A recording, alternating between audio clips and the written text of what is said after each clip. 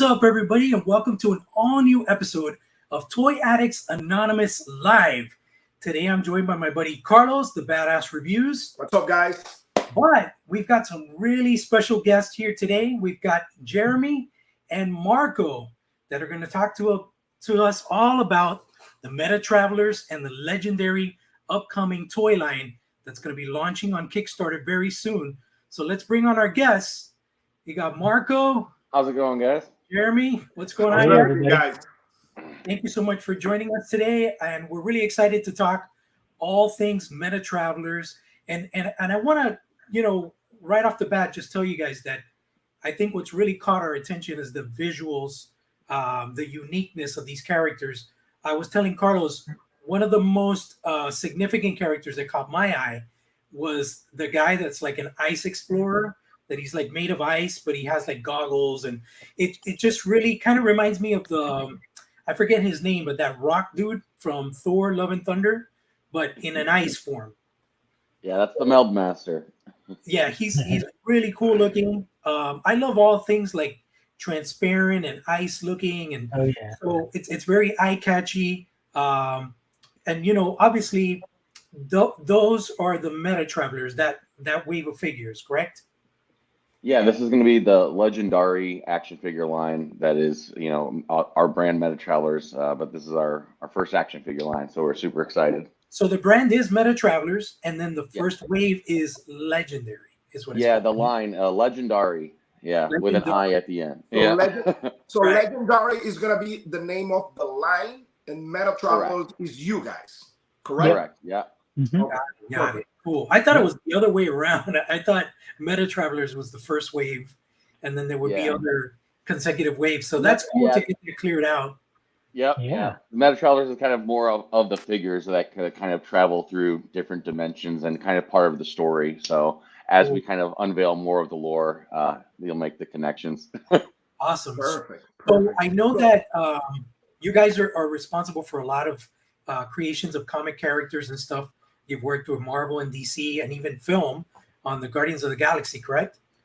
So one of the writers who is kind of writing the lore and backstory around the figures and previously in some of the motion comics we did is Andy Lanning. And Andy Lanning wrote the Guardians of the Galaxy comics. And Ant Williams, who's our illustrator, also worked for DC and Marvel for over 20 years. He drew Batman, Superman, Spider-Man. So they've kind of done all sorts of kind of good stuff. And we've had a chance to team up with them to create not only some of the different motion comics that we worked on, but they will also, like the box art and a lot of other things that will happen for the figures. We're working in collaboration with them to produce. That's awesome, man. That's awesome. Yeah. Really exciting stuff. And we just can't wait to dive in and get more information. Also, one of the really cool things I have here sitting next to me is, let me move my mic so you can see it. Really excited about the new Cosmic Legions from the Four Horsemen, and coincidentally, they're collaborating with you in a way. What exactly did they do for you guys? Did they do engineering, sculpting? What did they do for you? Yeah, so we've been working with them for a little over a year now on all the engineering and sculpting of the figures. So we had some designs, and we had some early versions of those, and that we expanded upon. Originally, when we started this venture, we thought we were going to go somewhere around 2 to maybe 3 different action figures. And, over the course of just kind of getting excited through the process and adding this and then adding another one, we ended up winding up with 15 action figures that we've now developed with them. But they've been helping us throughout the process. Their skill and experience in figures, were a perfect fit for us, could kind of help bring our vision to life. So they've been awesome. Just 12 figures more, right? Yeah, just a little bit. Yeah, just 12 more. Just a little bit. And that's what we keep saying. Just one more figure. We'll just add this other guy. I mean, we even have more figures that we've kept adding, but we had to put a cutoff. Yeah, I was like, this could just keep going. We could spend another year making even more, but I'm like, at a certain point, you just have to, get ready to go. Yeah. Yeah. So I got a question for you guys. So the story about Legendary, right? Can you tell us or everybody that is watching what is all about the storyline? Yeah. So when we set out 3 years ago and wanted to kind of create our own, universe and have characters and robust lore around a few different, we were calling them guilds, different types of, beings that were part of our Metatravelers universe. And the very first kind of race of characters was an alien race called the Nibiru, and they're interdimensional explorers. And so this is these legendary figures are based off of those, that alien race, and that's going to be kind of the introduction to our story world. And we have, a lot more planned, but this is kind of the very beginning of our story. And so this is why we wanted the motion comics that we started building and started creating a few years ago, which you can see on our YouTube channel. These characters derive from that world. Awesome. So it's pretty much focused in one race out of the whole Metatravelers universe, correct? Correct. Yeah. For now. So yeah, the whole vision for Metatravelers as a whole, right? We have the Nibiru, who were the first to discover the ancient Genesis stone technology, which then allowed them to travel across the different chain worlds, right? And so they're interdimensional beings. And also, most notably for the Nibiru, is their ability to conjoin with either their environment or other beings. So in essence, they kind of branched out into all these different worlds, different dimensions. And so that's why you have the ice character, or someone that has more of like a lava base. The fire that one, might be exactly. Fire, the one with the dress. Yeah, exactly. And so you have all these different elements and also kind of species that they conjoin with, right? And that also, there's also this parasitic type of species called the spite, and that's kind of like the main nemesis underlying the story as well, right? And it's this kind of play between these species traveling across the universe or multiverse, and you can also start to introduce more characters, which we have backlogs of stories and new characters we want to develop as well.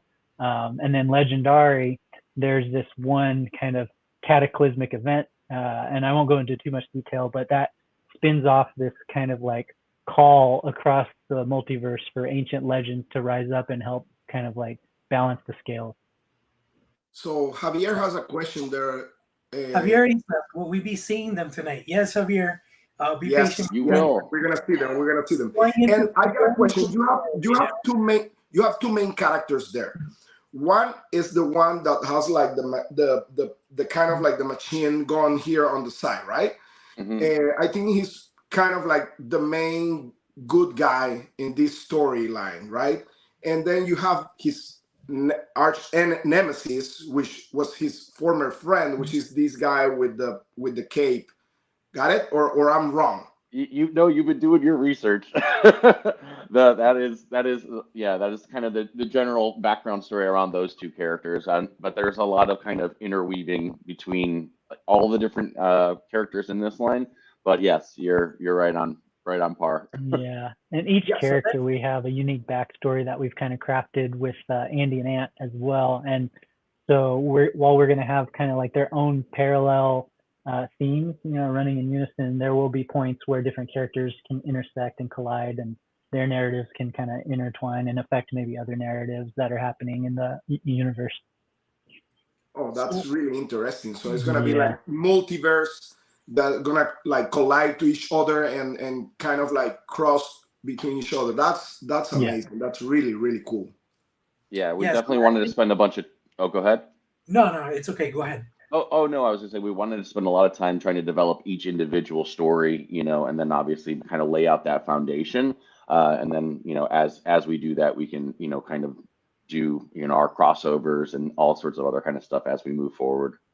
Yeah. But the storytelling element of this was an important one that we really wanted to bring, and something that we had been working on, like I said, a few years ago. So it's just always been kind of like a focal point to kind of create a really interesting story world and, this universe. And then, kind of these action figures have, been able to kind of breathe life into, what we've been building. Cool. So Javier Isla says, any plans for a comic strip or TV show / movie? I don't want to rule anything out. I would love that. It's, there's so much that goes into, making motion comics. We've done over 1 hour of motion comics already. That's on our YouTube channel. and Andy and Ant are excited to do more. So, we definitely aren't ruling that out. We definitely want to, do a lot more with that. And we've done a lot with these characters as well. Maybe even trying to do some different kind of animation work with them to tell story that way as well. So there's a couple different mediums that we're working in. And so I think we want to explore a lot of those options. What's the name of your YouTube channel? I want to share the link with everybody. So that is Metatravelers as well. Metatravelers, yeah. I was checking a little bit. I got a question for you. Like, one of the things that it was really interesting, like in the storyline, is like you have some characters that, for example, the main good guy is, I think, by looking at him, not seeing like the backstory or anything like that, he's more like into technology stuff, right? And then you have these other guys, like the white guy that I love the most, which is the one with the mask and the little stuff here in the front.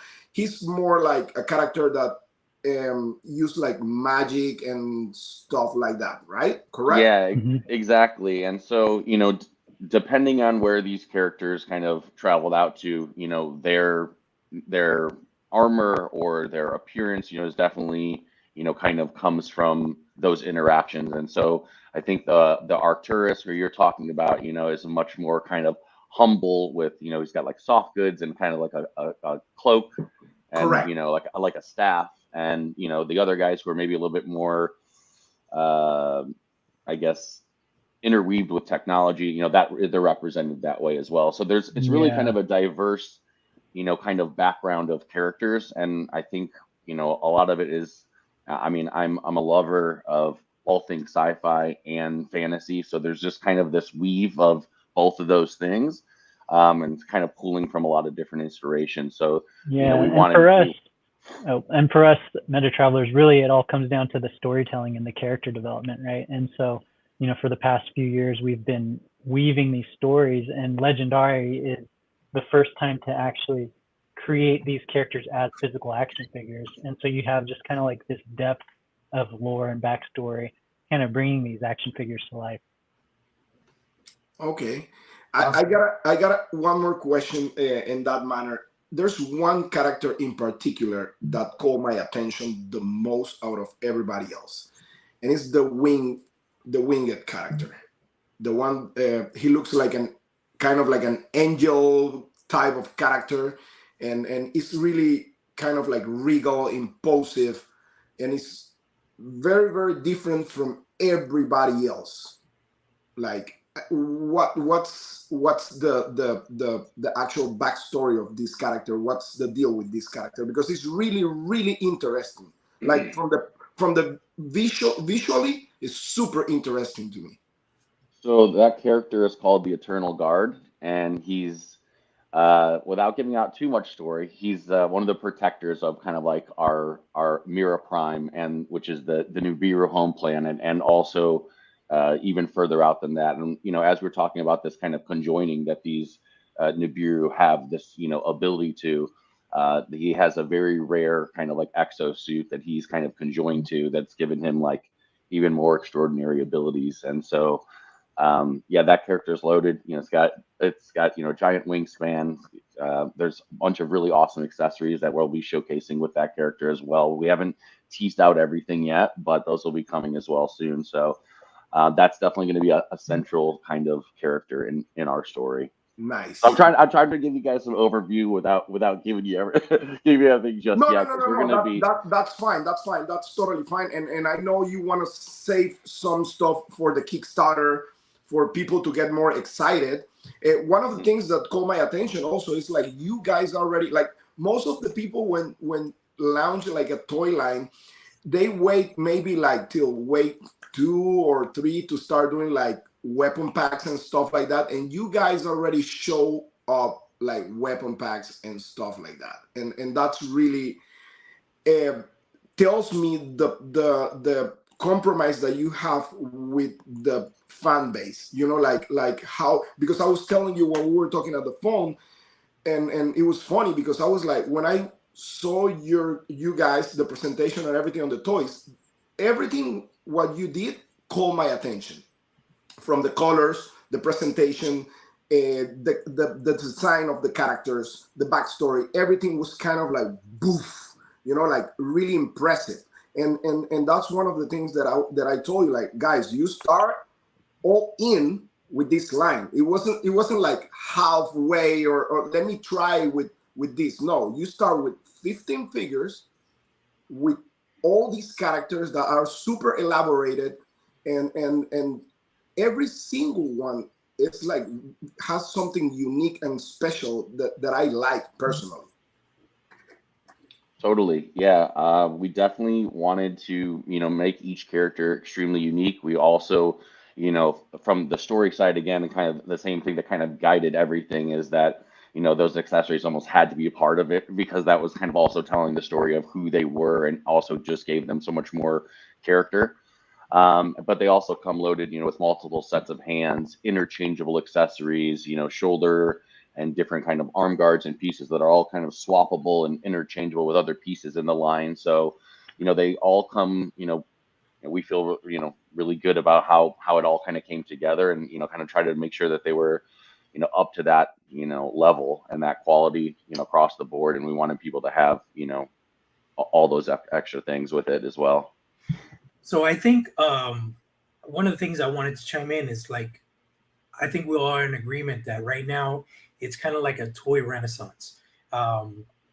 We are seeing things produced that we would have never imagined would be getting made.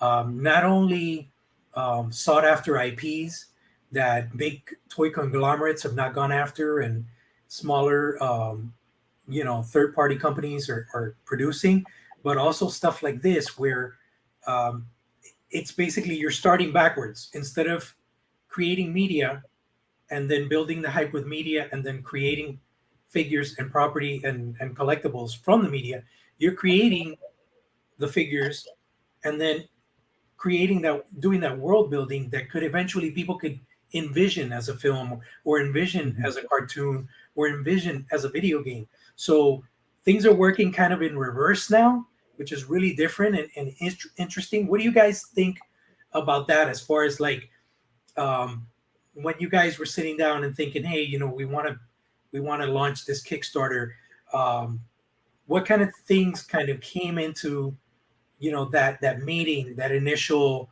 groundbreaking decision of like, this is the right time to launch this groundbreaking different type of property? Yeah, I mean, I think exactly what you said.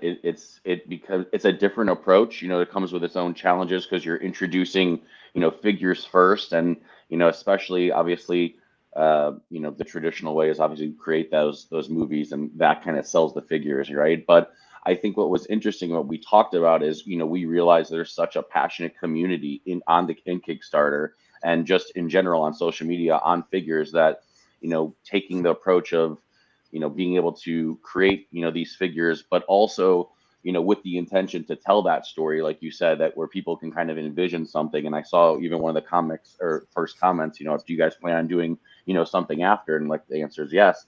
But, it's definitely a different, kind of model. And I think it's, something that is exciting for people to kind of, wrap themselves around with new figures, new IP and new stories to dive into.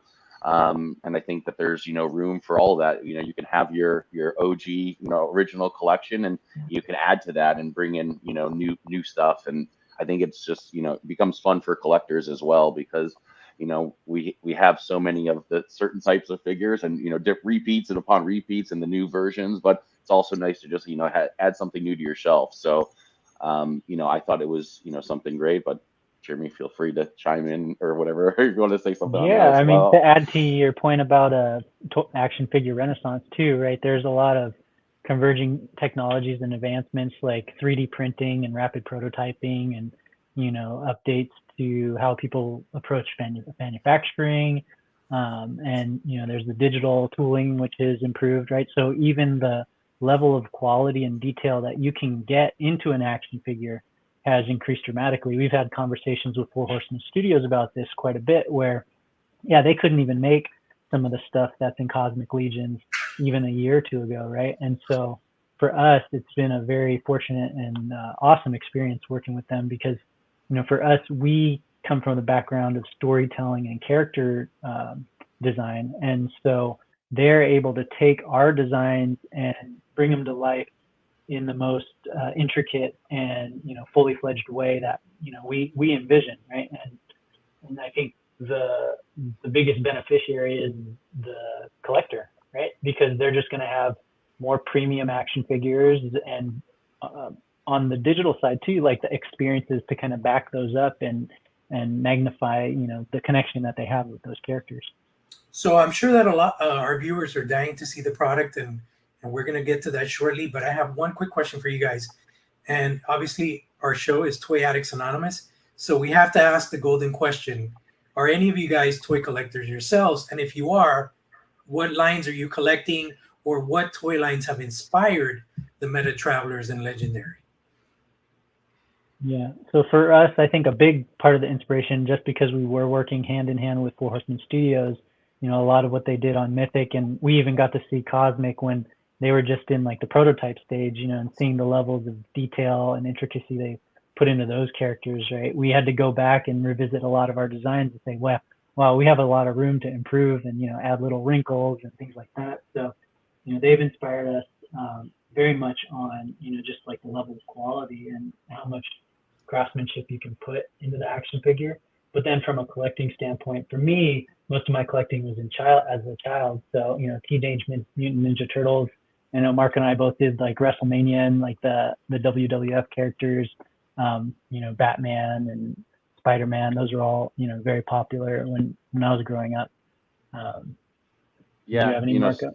Yeah, similar. I'm a big MCU fan, and then growing up, as Jeremy was saying, I was just diehard WWF. So I collected like hundreds of the Jacks action figures back then. And this project actually, when we started it, it like brought back that excitement that you have as a kid, the first time but like now I'm on the other side and I'm kind of creating it. And so you're thinking about like, what were all those things that I loved? And also like now, like, having a chance to just like be able to make those things and be able to share that's been like so fun, but, pulling inspiration from a lot of different things. I'm also a big gamer. So, I pulled a lot of inspiration from, Mortal Kombat and a lot of different games that I played growing up on, some of the kind of different either characteristics or, different kind of traits that some of these characters had.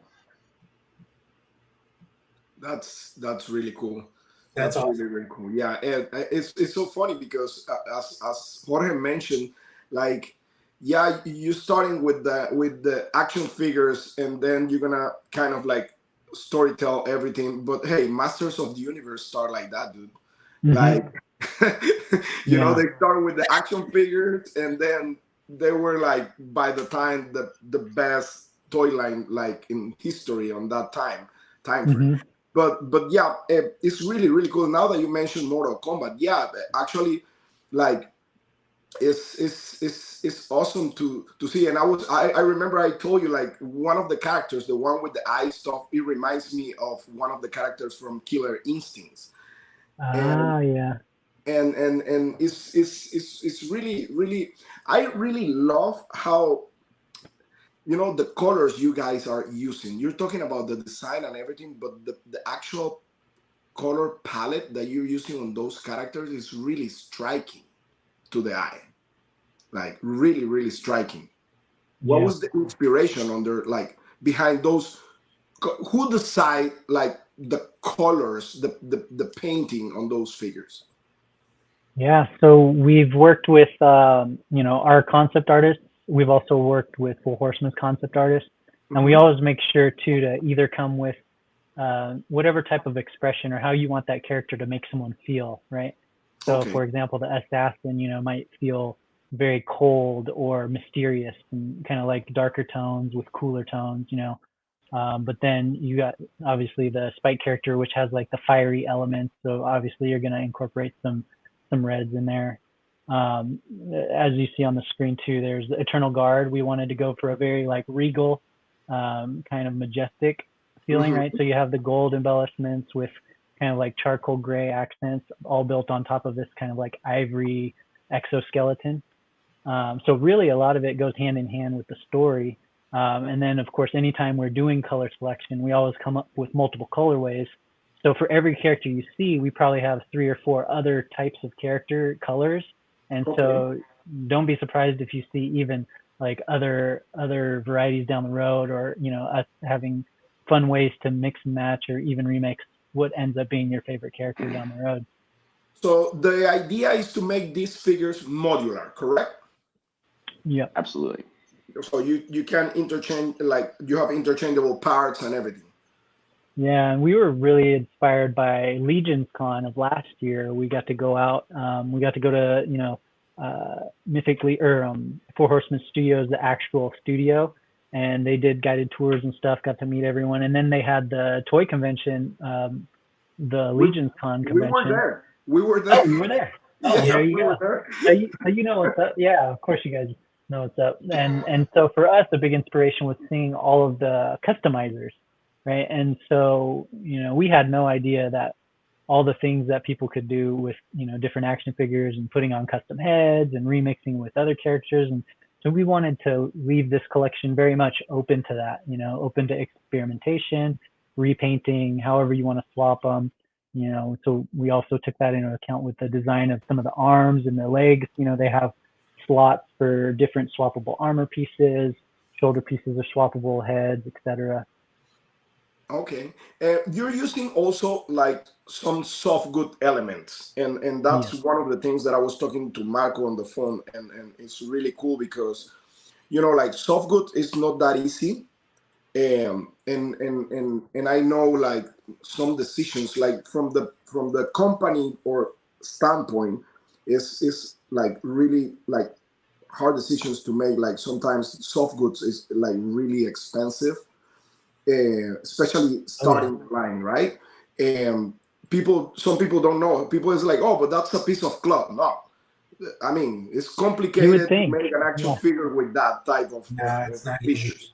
And it's really interesting, like how you guys mix and match the soft goods on the figures and all this articulation. Can you break a little bit of the articulation of the figures? Like it's gonna be similar to Mythic Legions, to Cosmic Legions, or what type of articulation we're having? That would probably be the closest comparison. I think the most joints of articulation is going to be in the Eternal Guard, which is in the center of the screen here. I think that one's 29 points of articulation, and the baseline characters I think have 16 or 17. I'd have to look at the chart, but it is, like you said, very similar to some of the Mythic and Cosmic stuff. Okay, yeah. So you're gonna have like kind of like a ball joint on the elbows, which is like elbow swivel. On the knees, pretty much the same, correct? Knee ball joints. You also have thigh swivel. Ball joint ankles, wrists. Yep. Yeah. Ball and socket head. I'm looking at the. I got the cheat sheet for neck with barbell joint, ball joint shoulder, ball joint elbow, ball socket waist. We'll even have thigh swivel, mid thigh swivel cut, ball joint knee, ball joint ankle with rocker. So yeah, there's a bunch, you know, with all the figures, and then some of them, you know, will have even additional depending on, you know, the accessories. So like the Eternal Guard, each one of those wings, it's not just the wing, but each one can kind of collapse down, so you can kind of pose it with the wings kind of folded in or folded back out. Oh, wow. And then there's other figures that have different accessories that, you know, might also include additional articulation. So like the character that had like that kind of cannon over the shoulder, you can kind of pose out and move that. The main guy, the one with the cannon here. Well, what I was going to do is I was going to play this sizzle video so everybody can kind of see an introduction to the line, and then we could talk about individual characters afterwards. Give me 1 second here. Are you sick of having issues with your webinars, wasting tons of time on troubleshooting with attendees?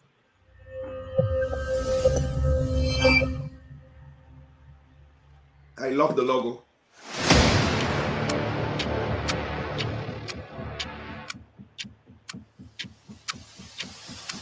Okay.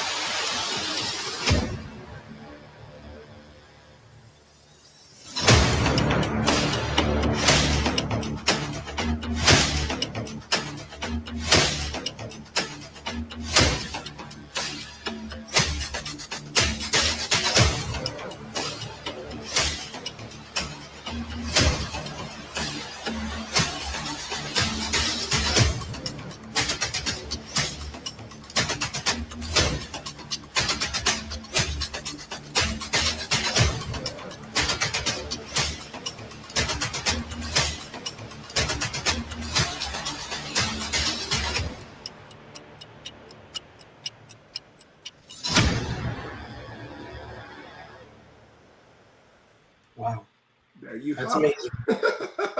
We have it. I feel like I'm So watching a welcome to trailer the for a regular movie. show. Wondered I if you know could that's find like a video. movie. That's like a movie trailer. Yeah. And Also, before we go, I saw Javier was just saying I'm watching the motion comics, so thank you, man. Enjoy them. I just want to give him a shout out in the comments Yeah. there. you know, I love the movement on the animation because they move. That brings me back to Masters of the Universe, dude. The movement is like real people moving. Like it's really really cool. And you know, like as I told you guys, like you went all out with this line since the beginning. Yeah. So like we expecting that set the bar really high. You know that, right? It's kind of like good and bad. Got to keep it just going up. That's the goal. Yeah. Yeah, and we have tons of stuff planned too, like more cinematics, etc. This legendary line is just the first of hopefully many, right? And we look forward to just continuing to expand the characters, the story, the cinematics, short films, short stories, whatever we can expand into. We're just super pumped to be able to do this. So I have a question in regards to, obviously you guys are aiming for the modularity, so people can create, mix and match, create their own characters, similar to what Mythic Legions and now Cosmic Legions makes available, right? So my main question is, so far what I'm seeing from the initial offerings is mostly all been like bipedal type of characters where they're either heavily armored or they have elemental aspects to them. Are there going to be more creature-like type characters in the sense of proportions and structure, where they're kind of going to bleed out into, like, let's say a deluxe format or a beast format? Is that something that you guys are looking at, or are you just trying to strictly stay within this bipedal kind of realm? Yeah, Definitely going to explore outside of that. Yeah, we have ideas for more of like a brute size character and a couple other ones, and in also with kind of depending on the new types of characters and the types of creatures that we're gonna bring to you guys. But I yeah, mean, without spilling too many beans, yeah, we already have 3 models pretty much made, and we were trying to cram even more, obviously, into the Kickstarter. But creatures, vehicles, there's plenty of stuff in the works.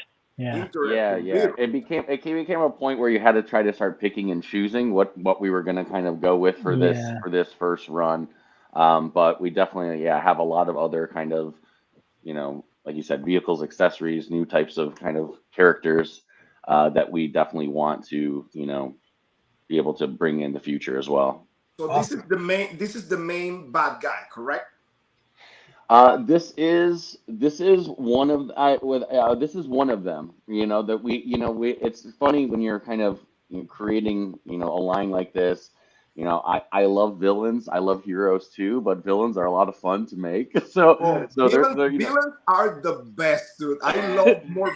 I have more villains in my collection than actual like heroes. I don't know about you guys, but I get major Darth Vader vibes from this guy. Oh my God, he looks amazing, dude. He's like I don't know. He looks really sick, dude.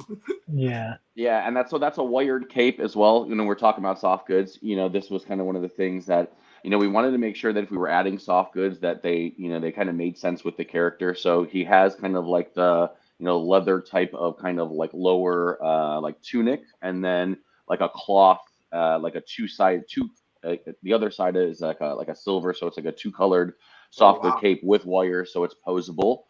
But yeah, I love the way this guy came out, and like I was saying, it's it becomes really fun to create some of these villain characters. And at a certain point, I remember I was like, oh, we're starting to have more villains than we have our hero characters, because we were kind of going in that direction, and that's when I think we went from 6 and like, well, let's go 8.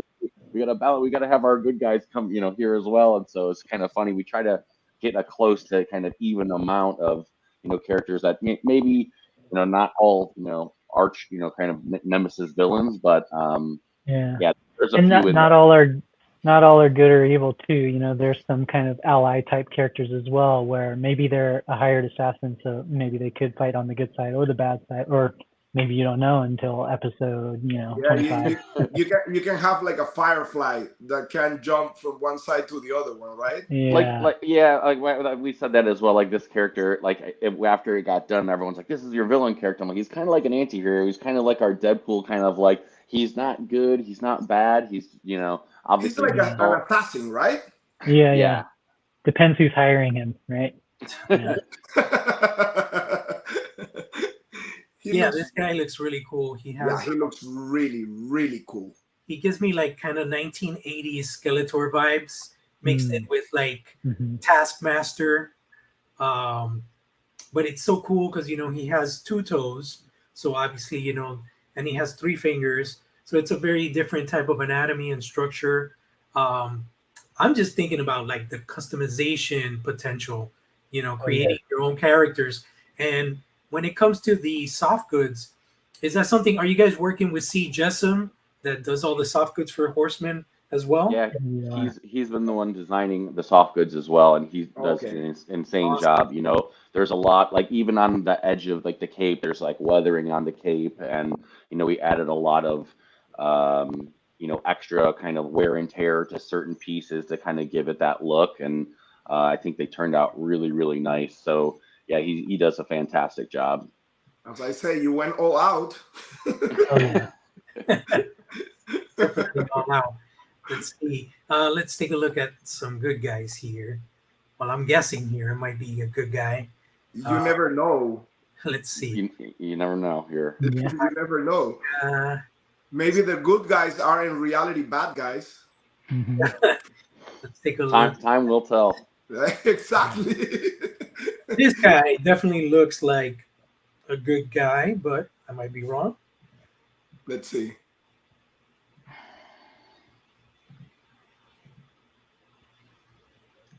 That's the main good guy. Yeah, so this is Quick Jack, and so he's kind of like a member of the Free Seekers, who are kind of what we call like retrieval specialists, right? They kind of go around from different parts of their home world and other places, and gathering resources, but also very much kind of I don't know, our one of our kind of groups of good characters and good guys in this. And for this character, we went through a couple different revisions when we were kind of going back to Carlos, what you're talking about colors, right? We knew we wanted it to kind of really pop and kind of have that funky kind of attitude. And so we had maybe 4 or 5 different kind of color combinations that we were contemplating before we kind of landed with this, and we just thought that this one for me kind of gave me that like retro, like 80s like kind of toy vibe, but also like just like fun and new. It looks really kind of disco. It was one of those things too where we're like, I'm like, I want to take a chance with this color combo. I think it's really fun and it's just different. Like, we could have put him in like an all black, very serious kind of like, kind of color scheme, but I just thought that this it matched the character's personality and also just felt fun, Yeah, I get major 80s vibes on this guy. You know what I'm thinking about? Yeah. Like those really glammy and like vibrant Trapper Keeper designs where you had like the purple, the striking colors that would burst out. He just looks like something kind of Blade Runner mixed with like like something 80s pop type. He needs a boombox. He needs a boombox. Yes. Oh my! What's so funny is one of the guys that one of my good buddies, Jose. He's like, dude, I feel like that guy needs to have a boombox on his shoulder. That's exactly what he said. Hey, I got a question. Like on that guy, the cannon is gonna be articulated. Yeah, so that kind of plugs into a back shoulder piece. And then the kind of ammo clip goes all the way around and it connects to the back of his back of like kind of the belt. So there's a spot that could plug in. And then you'd be able to kind of position it how you'd like. With him, I saw an image where he's wearing a big glove. Yeah, so that's on his left hand. Yeah, on the left arm, there's a big hand, but the left hand glove also there's two different versions. So you'll have the hand, and then you'll have the fist as well. Okay. Actually, multiple versions. You'll also have kind of like the kind of emotion action kind of pose like this. So the hand has a couple different attachments depending on how you want to pose it, and. He looks really, really cool. Can you pull another image for him? Let's do a Shout break. out to Rick too. Rick said that's my favorite. I can imagine him jamming to some Rick said 70s that? punk. Yeah, while blasting away. That's my favorite. Yeah. Imagine what he said. He said, imagine it's like a 70s character playing funk music while blasting cannons. Listen, that was the one I saw. That was the first image I saw, and that was like striking to me. And that's the first image I think I repost on my Instagram, Badass Reviews, because I was like, dude, this character looks freaking badass. So let's break down the articulation, because I know a lot of people here want to see Oh yeah. that break. Yes, right there, the board of articulation. That's really important, especially for me for toy photography. Unfortunately, let me see. This is a little bit low res. Are you guys seeing it low res also? I can see it. Or is it I can sharp? see it's It's sharp. Like, Okay. When I zoom in, it looked a little low res to me. Let's see. It's kind of low res, right? yeah, it's maybe a little blurry. All right. Mhm. Let's leave it in this scale. So broken down, it says ball socket head, neck with barrel joint, Barbell. Barbell, barbell joint. so it can kind of pop in, and then you can move it not only side to side, but kind of give it some. okay, yeah, That's awesome. kind of like a long peg with two balls Yeah. on the side, right? Exactly, yeah. So you Yeah. can pop, and then if you're switching heads and stuff like that, that's also kind of a nice part of that. Kind of like NECA style. Yep. Ball joint shoulder, ball joint elbow, ball socket waist. So that's a good one I wanted to ask. I'm just, me and Carlos, we're both huge lovers of versatility and posability on figures. So we noticed that the Four Horsemen have always stuck to that, that ball joint, that ball socket waist aspect. And I guess it's because of the modularity in the sense that you can pop that torso right off the crotch piece and switch it with Mhm. another figure. Do you guys think of maybe tackling more of an ab crunch in the near future, where you could have more versatility in the mid abdomen area? That It's was something one we of the just- design. Oh yeah, that was one of the early design choices that we had to make too. One of the considerations there was aesthetic, right? When you introduce the ab crunch, then you have the visible lines and kind of like seams on the character's abs. It might work well for some of our designs, like this character. But that was one of the reasons we opted to go more with the ball socket waist versus like introducing the ab crunch. And then like the lower complexity but also increased modularity for customizers was kind of like the other reason for that decision. I think just from a collector standpoint, for an example, like having something like, and let me just take this off here, having something like this, where you can do some like really dynamic crouching attack stances. Mhm. It's just a plus for action Yeah. figures.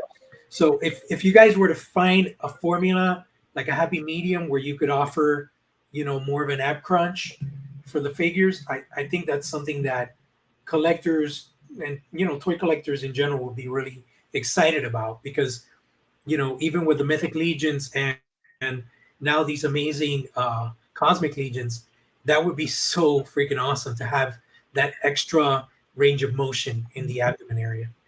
Mhm. Yeah. Yeah, Yeah, it's something that we're something- definitely not ruling out, in future designs, but kind of again the modularity and how we wanted to kind of these figures to look. It was just kind of, a decision that was made, for these figures specifically. Right. So the rest of the articulation we were talking about, basically we have ball joint hip, we have ball joint waist, We have thigh swivel, mid thigh swivel cut, ball joint knee, and a ball joint ankle with ankle rocker. Yep. Mhm. Right?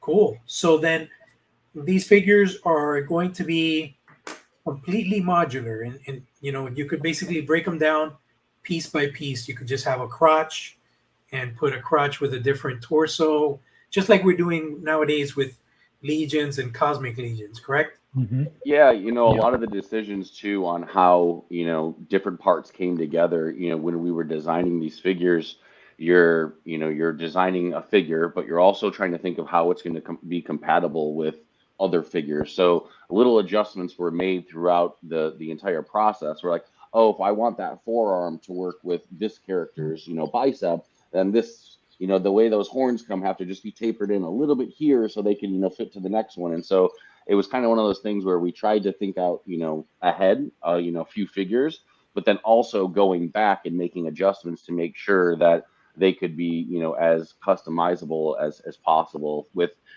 the other figures in the line. Let's take a look at Carlos's favorite. Oh my God, that guy. That is sick. He looks insane. You know what I see, like from a creative standpoint, because I'm an artist too, so I envision things.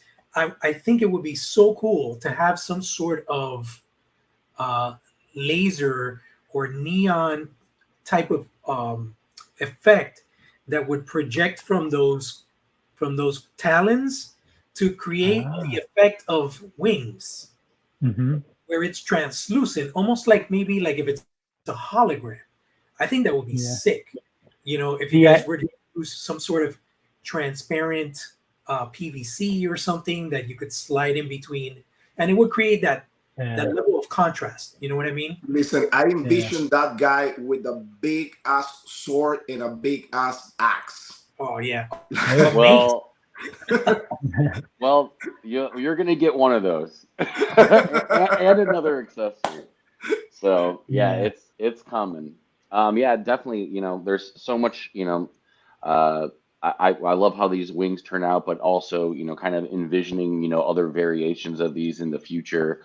I'm definitely kind of jotting down notes as you guys are talking about the things that you're looking for, and I think that's going to be a fun process as well. It's like seeing how people receive these, seeing how they like to customize them, and then getting feedback from them that we can take and implement as we move forward in this journey with figures in the future. So I always love hearing kind of other ideas, and like I said, I have a notepad just filled with all these future versions of things that I want to do. So Yeah. Yeah, he looks really, really Obviously, with this character, the wings present an extra set of, I guess, articulation. Am I right when I say that there seems to be like jointed hinges or something along Yeah. the These, wings? yeah, it's fully articulated. So I believe it's 1, 2, 3, 4, 5, 6 pieces on each wing. Oh wow! And so it can collapse behind and then expand, and you can pose it, more upright, or if he's in a crouching pose, you can pose it kind of like behind the character. Can it wrap Um, in front of the character, kind of like to create like So kind of like a yeah, so it's actually slightly curved. You can't really tell from this angle, but they're not like a flat wing. They have a bit of kind of a curved shape. Now they don't wrap all the way this way in front, but they kind of have a little bit of that curve to them. Um, That's yeah. it looks like he has like a hinge on the back, right? Yeah, so on the back there's a peg on each side that holds, each kind of wingspan that you could, either remove off if you wanted to show the figure without it, or obviously have it with it as well. Yeah, I think it show up on the video that you guys have, like how it fall. Yeah, yeah. So that I think in that video it's an animation. So one of the things that we did with this collection is we also kind of started creating the 3D kind of digital version, so we could use for cinematics, animation pieces. But the way the wings will fold will be similar to that. And so these Okay. figures, the whole line is 7-inch tall figures. But with this wingspan, this one's gonna stand a lot taller than that when it's fully kind of out. So he's the same size as the rest of the figures, correct? Yeah, yeah. So from a size perspective, the line is 7 inches But certain figures like this one, with wingspans or other attachments, might end up being 8 to 10 inches or something like that roughly, just because it's going to kind of elaborate upon that. Javier is asking, Javier and Jay, variations exist for the wings? So Javier, this is our first run. This is our first launch coming up. I do want to make variations of these wings. We have designs. Yeah, there are things in the hopper, but this one will have this set of wings that will be included with. Yeah, and we can always release new sets of wings and stuff too, just like we're doing with the accessory and weapons packs. Definitely expect to see more different types of accessories, because I think all of the characters have that universal plug, just like Quick Jack had for his Gatling gun, and some of the other characters have as well. Jorge, can you pull that character, the one that is all eyes with the backpack? Absolutely. That's my favorite, actually. Let me find him real quick. He looks like an explorer or something like that. Oh yeah. Like Indiana Jones type guy or something like that. He is like the OG explorer. He's like in the story, he's one of the first to discover a lot of different artifacts and things in our world. So so he's one of the big time travelers, right? You got it. Yeah. So what's kind of cool about this figure too is even the armband that's on his right arm or the bicep band, those are removable. The chest straps that kind of go over them, that's removable. The entire lower belt, tunic area and cloth, that's removable. So and if you see those shin guards, goggles in the backpack too, right? Goggles, backpack, even the shin guards pop off, and they could swap off with other shin guards that are in the collection. So that's the other thing about this is that we want to be able to create new packs that people can add and customize on top of these figures as well. And I know one of the things that Jeremy from Four Horsemen said, he's like, don't worry, customizers are going to do so many things that you didn't even think about. They're going to be printing off their own shin guards. They're going to be designing their own things. He's like, so, if you just give them, the kind of tooling and the ability to do it, you'll see all sorts of kind of crazy things. So not only do we have a lot planned for, the kind of the future customization of these characters, I'm sure I'll be excited to see, what other people are going to do with them as well. Oh yeah, people are gonna go crazy with this line, especially because of the modularity and I mean how interesting the designs are. I bet you people were waiting for a line like this to go crazy with the customization. So let me ask you, this hose here, right? It looks, is that transparent? It is. That's a clear plastic as well. That's awesome. And then these pieces around the waist, I'm guessing did you make them in a very thin, flexible material so that it won't really hinder the range of motion upper thigh? Yeah. There's a soft PVC as well, so it'll be bendable, and you'll be able to kind of get more movement in the leg and stuff like that, so it wouldn't kind of interfere with that. Nice. In the sense of world building, I could totally see this guy riding on top of some bipedal creature, man. Oh man. Okay, you guys are on the right track. Yeah, with everything. Kind of like a type of camel character with two big legs and a long neck or something like that. Something sort of reptilian, Carlos, I'm gonna have to send you some concept art, and you're gonna laugh. You guys are. Yeah. He has a companion that just isn't ready to be seen yet. But that is awesome. Yeah, it's a battle cat. It was just a lot of articulation for that one. So nice. Can you pull the fire character? The fire character, yeah. Let's see. He looks like he knows all there is to know. He looks like knows all there is to know. Yeah. He's seen it. He's seen it all. Yeah. That's Rep Fan says, is he translucent? Yeah, there's definitely parts of him that are translucent. I love translucent. Icy blue. So not only is he translucent, you can see all the details going through him. He also has the icy embellishments too. For toy photography, that's amazing, dude, and that's my stuff. Yeah. I would love to photograph that guy back in my backyard because I live one light from the Everglades. Oh wow! That will be priceless. Yeah. Look all the reflections. Let's see. next to my alligators. Your alligators, your crocodiles. All right, all the alligators are my neighbors. Let's pull up. You want the fire, the one The with fire the one, yes. I want to see the fire one. That one looks really, really sick. And it looks really badass, to be honest. Especially in that animation where he's like walking. Oh yeah. Nobody wants to mess up with him. That guy. So I'm guessing right off the bat, I'm gonna take a wild guess here, that his dreads are bendy. The same thing. It's a softer plastic, so they Soft bend, plastic. but they don't have like wires inside of them. Make them all Make them all translucent blue. So actually, blue. Why blue? we're talking about this character, but the one that Carlos really likes, that's called Arcturus. We can bring that up later. Not only is he translucent, but that one's also got glow in the dark. So it'll have the kind of translucent, clear plastic that will also kind of glow. So we got some extra blue translucence for you guys. Yeah. This guy right here is a bad guy, a good guy, or Yeah, something he's like between? the quintessential spite warrior. And so, like we mentioned earlier, spite is kind of like this parasitic entity that merged with the Nibiru, and instead of it being beneficial and symbiotic, which typical conjoining is for Nibiru, this one is parasitic to where the spite actually overtakes the host and now is basically controlling them. And so this is one of the spite warriors. So this is actually the original character that started this line. This was the first figure that we made on the journey.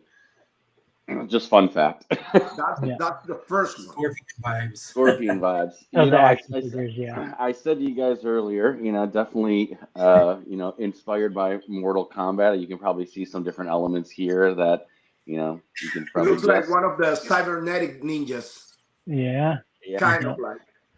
Yeah, and so that face mask actually also pops off, so you can have the character with the face mask on or off. Yeah. And even the wires themselves can actually pop on and off as well. Speaking That's of one of the questions. of That's one of the questions. All the helmets and face masks are removable, right? Not all of them. Not Yeah, all. I don't want to say all of them, but like most of them, and some of them you'll see like the hooded characters, the one that we looked at earlier that had the skull mask, that also popped off. So, we wanted them to kind of be able to, have multiple kind of looks depending on what people, how they wanted to kind of, display them. So Javier Isla says, is this guy translucent also? Which was what I wanted to ask, because I think if you had that aspect of it, it would make it even so much more badass, because it would look like an actual flame, like lava flame. Yeah. This one isn't, but now that you say it, I know. I feel like the translucent vibes. Everyone loves those. So yeah, that would be great on that figure, especially like I'm telling you, for toy photography, when you put like the light behind those characters, those type of characters, they look really, really, really good. I was able to photograph one of the Savage Crucibles prototypes, the one that is like a water guy, and he's kind of like translucent. Mm-hmm. And it really stand out like those type of like configuration, like translucent with certain colors and stuff. It looks amazing. Totally. Yeah. Part of this character's, background and like the world of the spite, it's kind of more of like a fiery. So like his chest is like lava with like lava cracks. Yeah. He just said, is he made of lava? Javier's got it. So yeah, it was definitely, that character is much more, and you could see even like bits of like kind of black lava rock that had destroyed his, kind of like, what are we calling kind of like the shell on his chest. So that's the only reason why we didn't go with a clear one for that, just because he was kind of being more fire and lava. Jorge, can you pull the character that I like the most, the white one that it looks like a monk with the mask? Oh, okay. The white one. Yeah. This one? That's my favorite out of all of them. That's my Yeah. favorite. So this one actually, the plastic itself is glow in the dark. So the blue will be a glow in the dark, and it kind of just comes off from the hands, where it kind of cracks up back into the original kind of white skin. Wow. And part of this kind of character, he's kind of like a natural healer, and so part of that story is he was kind of infected with that same spike virus that the other character had, but through a kind of a miraculous type of healing that he did, kind of was able to kind of bring himself back. So he's this kind of ghostly white, kind of complexion, with a kind of clear blue hands there, but also the mask itself is the clear blue, that are kind of coming from. There's like these two shards of Genesis stone, which is part of the artifacts in the universe. So that'll also kind of glow. And then there's some slight paint parts that are glow in the dark paint around like the knees, the knee pads. So this character will have a lot of different kind of glowing elements to him. And soft goods on the skirt. Yeah. Oh yeah. Yeah. And soft goods as well, right? So he's got the soft good cape and then the soft good kind of waist as well. That's my favorite. That's awesome. Yeah. So, I know you guys kind of have limited time, and we really appreciate Yep. you guys coming on here. But one thing that we haven't touched upon, which is very unique and different for this toy line, is the fact that you guys are also incorporating the digital aspect, where people that buy these figures are going to be able to have digital figures that they could kind of like see in their own environment, correct? So Yeah, part of we the have a- stretch goal. Oh, go ahead. You want me?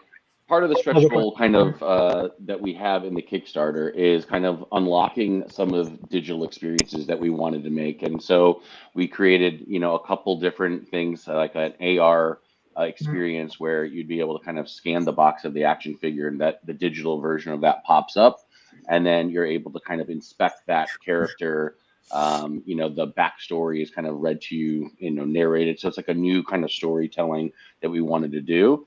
And then being able to kind of offer that, offer those digital files and things like that to the collectors. So you have a chance to kind of experience it both in the physical and digital world.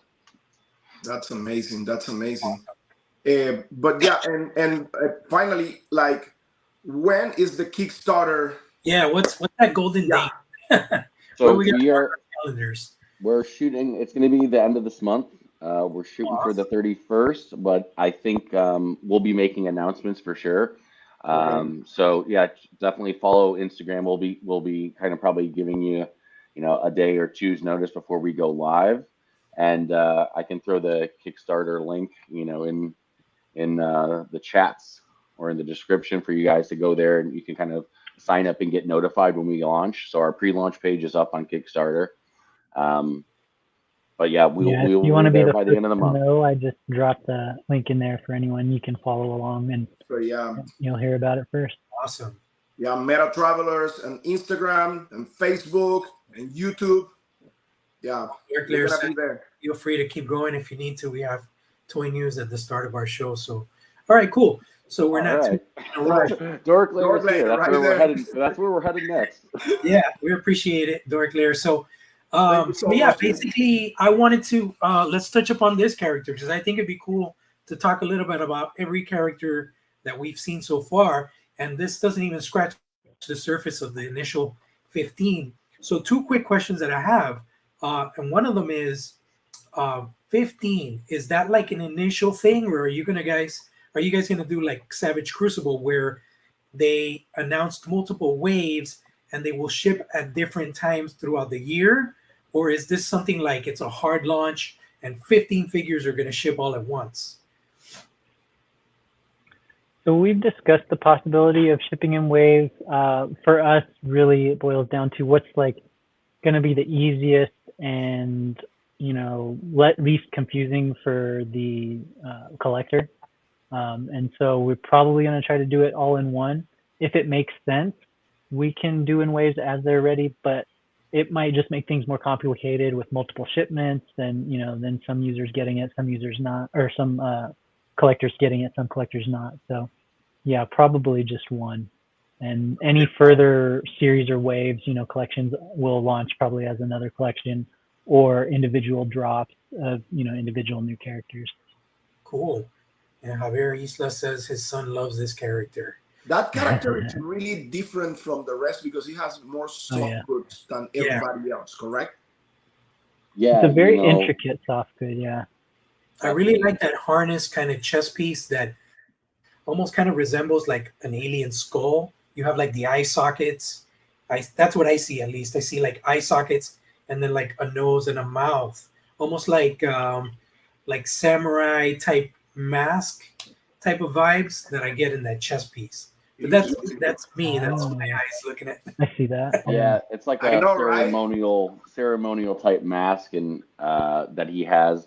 We haven't even done the face reveal of what that character looks like behind the mask. This character's a bit of one of the evil kind of interesting characters, I should say, from our story world that you guys will learn about. But he also comes with not only the nice soft goods, but also a really badass kind of staff that's like, what does that do? That is the guy that was floating with the scepter in the Instagram post. Yeah, so on our recent Instagram post, you can see an animation of this character where it's holding its accessory. So head over to the Instagram, you'll check that out. But this one was a lot of fun. Also the hood can be taken completely off. The mask can be taken off, and you can just see the character with just the head. Just also the spikes that come off. That's also removable. So you can also see this character in a couple different ways as well. That's really, really cool. So another question I have about the Kickstarter launch, and it's and I'm sure everybody's really interested to know, is what is the aimed target price range for these figures? Are we talking in the 30s? It's going to be above that. What can we expect to see once the Kickstarter launches? Mythic Legion style or? Like Mythic Legion's basics are like 37, but when Mythic Legion's launched, they didn't have soft goods. They didn't have this level of stuff. Yeah. So are we looking like in the 40s range? How is this going to go about? So we're kind of getting all the last logistics wrapped up for the Kickstarter, but we're aiming for $39 for the Kickstarter. So we really wanted to make them, as detailed and as premium as possible, but also, put them at a price point that people can grab one or two or whatever they want. And so, we're shooting that for a 39 for this wave, but we'll also have, all official kind of pricing and everything else, for what is the name. So this character is called the Pale King. Oh, that's an awesome name. I love that name. That's sick. For this amount of detail and offer that you guys have, that price is really good. Let me tell you. Really, really good.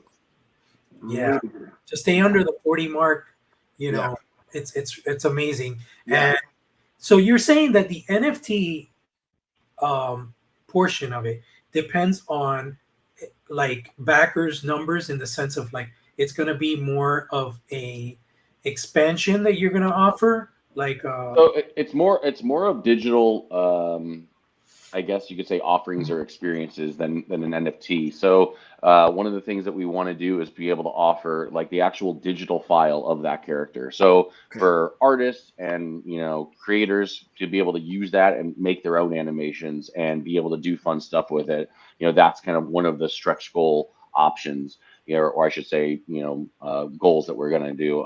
Another one, like I said before, was around some of the other kind of augmented reality kind of storytelling kind of features. And Jeremy, if you want to go into this stuff, as you've been working on all this stuff in the background and doing a lot of the heavy lifting on the digital side of things. Yeah, I mean, as Marco already said, they're basically stretch goals because we want to be able to offer as much extra content for the collectors as possible, right? We just want to take these figures and future figures as far as we can.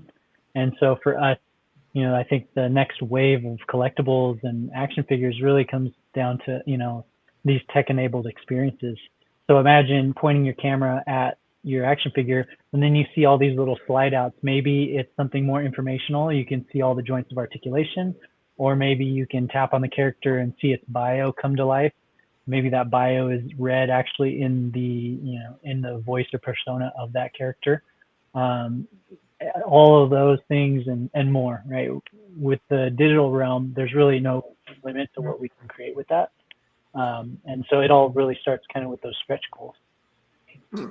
That's awesome. Yeah, So being able to use these characters also like in virtual worlds, VR, you can kind of like be your action figure and like go into, a virtual reality. So yeah, we've already kind of beta tested a lot of these different things. What is this name? What is the name here? This is Siberius Kane. very cool name. I like the name. The actual look on this one. This one looks really like ninja, cybernetic ninja guy. Yeah, it's a very cool looking character. One of the things Carlos mentioned that I agree is like you get like a lot of impacting contrast of colors that really just kind of like pop. You know what I mean? And they really just make you want to have this figure in hand. They really did the homework with the colors. Every single character is like, oh, I like that one. No, wait, I like that one. So is this guy's a good guy, right? Maybe not. He is. He's got an interesting scavenger bounty. No, he's got an interesting backstory, but yeah, he's definitely a good guy. It's so funny. Javier actually also just hopped. He's like Star Wars vibes. We've actually got that from a few people when we were showing this figure. Internally, I was like, "What do you guys think?" He's like, "I'm kind of getting Mandalore vibes with the helmet." Like, so it's funny. Yeah. I've got that now a few different times, and this one was one of my favorites. I was having a lot of fun because I was kind of sketching up what we thought this was going to look like, and the different pieces. And I remember talking to Jeremy and saying, what do you think of these boots? And we, kind of sketching up how we thought it was going to look. And then we were talking to Four Horsemen. We said, hey, we have this kind of, rough sketch of all these different pieces. And, then they kind of took that and, went with that concept, and they did all the sculpting on this one. And they nailed it. So, actually, now that you mentioned the boots, I love the design on those boots. Yeah, they look really cool. Very different. It almost looked like you could have some type of propulsion on the back, on the calves of those boots. These are really cool features. And actually, what's really interesting about these boots is that entire front shin guard from all the way down to the boot can actually pop off as well. So you could actually put a shin guard from one of the other characters onto there. Oh, really? Well, they're built for that, right? So that's where I think where it's going to be fun too. Like I said, I know that customizers are going to have a blast, kind of just inner swapping parts and doing different stuff with them. But people are going to go to town with these. So another question I have, and I don't know if you guys have plans to reveal this at launch, but what is your goal as far as packaging? Are we looking at like a more type of collector friendly slide out blister like Mythic Legions was, or are you guys gonna go with a more, which I think is cooler and it just looks better and it's easier to collect for mint and box collectors, is kind of like the Cosmic Legions where they're window boxed. And I love the engineering in the sense of the Cosmic Legions where you could see, like, for example, I have Scourge here from the PowerCon convention, and I love how you could showcase the extra heads and accessories on the side panel windows.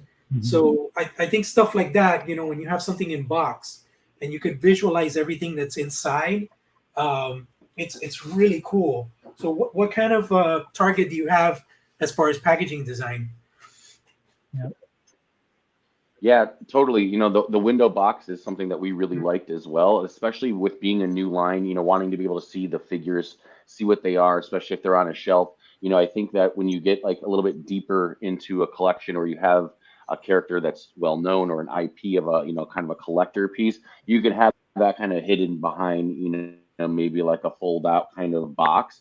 But we thought with these, we wanted people to be able to see them, right away.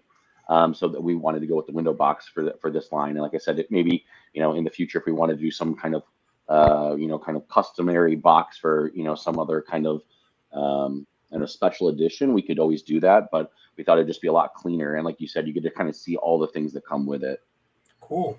I think you guys with this, and because of the uniqueness of these characters and the range of possibilities, I think it would be awesome if you guys, as one of the Kickstarter stretch goals, is if you would offer the community the chance to kind of create their own, where you guys kind of like gave a group of modular parts and said, Mm. do you want this type of torso A, B, C, or D?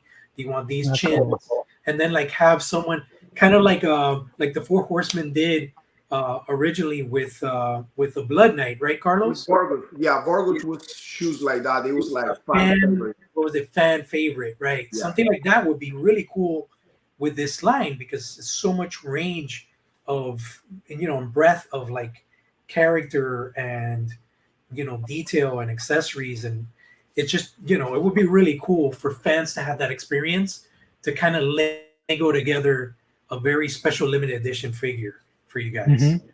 Yeah, that's a great Yeah. idea. Definitely. I think, getting community involved and getting feedback and being able to do, so, kind of a thing like that where there's, a bunch of different, kind of components, and having the community vote on each one, and then kind of like building that figure based on community votes and things like that. Like, there's a lot of fun stuff you can do with that, especially like as we get going, and especially as we have more pieces and kind of parts as we kind of expand, you can really do some kind of fun stuff like that, and kind of get the community votes and them involved. So I definitely love that suggestion. Awesome, man. Yeah, so we're definitely looking forward to these. Can't wait to get that Kickstarter official date, so we can lock in our calendars and back the shit out of this project, man. This thing is really awesome. Carlos and I are just huge fans of everything that's coming out of the woodwork now. Guys like Ramen Toy are doing amazing stuff.